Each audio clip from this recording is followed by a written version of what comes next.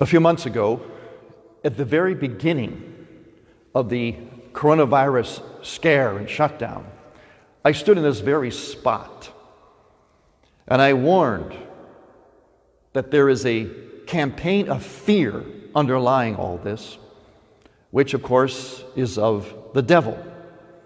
I said the devil has us right where he wants us, living in fear, what God warns us not to live by. The one thing God cautions most against, fear. I said at the very beginning, some people excoriated me, say, how dare I encourage churches to stay open and prayer to happen? Don't you know you're endangering lives, Father Tom? What's wrong with you? The latest statistics out of the CDC, Center for Disease Control, reveals that I was correct. They're finally coming clean because investigations are going on, investigating governors and people who packed elderly into nursing homes when they had the coronavirus, where most of the deaths occurred. Now the CDC and others aligned with them are running scared. So they're coming clean. Look it up online. Look at the latest statistics. Turns out that 94% of all people who they claim died from the coronavirus did not die from the coronavirus. They died from many other serious complications. 1 out of 20 died from the actual coronavirus itself, which means 19 out of 20 who died did not die from the coronavirus itself. Yet this scare was put into us, especially about church. Lockdown, hide, priest, hide, don't hear confessions, don't anoint, get away from your people, lock your doors. Eucharist is dangerous. Church is a place where you'll get sick. It was all a hoax. I knew from the beginning, I know now, and hopefully you know now, the facts are now there. This is all part of a cultural, Marxist, evil attempt to destroy and take over civilization and ultimately to have the church in its crosshairs. Because the church and what is here, which happens to be about life and health and eternal life, what is here is the one thing that stands in the way of evil. And I smelled it from the beginning.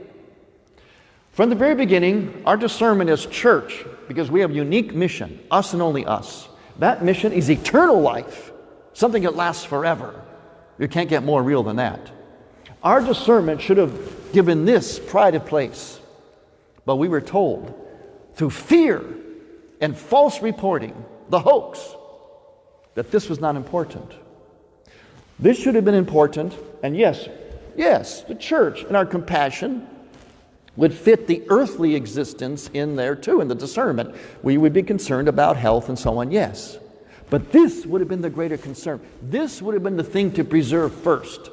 The integrity of all this, the sacraments, the life of the church, eternal life. But what did we do? Because we were driven to fear, we reversed our discernment, didn't we? And we made earthly life most important and just kind of fit in eternal life barely. So we locked down our churches, kept people away from the sacraments, the life-giving sacraments, and things that would prepare them for eternal life because of a hoax. A hoax that I warned about at the beginning. I still warn about it. And now the numbers don't lie. Now the numbers are not lying. They lied all along, but they're not lying now, are they? And neither am I. Today we begin in the Byzantine Church the first day of the new liturgical year, which means it's a call to recommitment to the church and the life of the church. Its holy days, its sacraments, everything that draws us into the life of God, which is real health, real life, real safety. Are we going to continue to believe the lies and stay away? Go on the website. We've been bowing down to the CDC and all these experts as if they're false gods. Well, why don't we bow down to them now? Bow down to them now and see what they're saying now.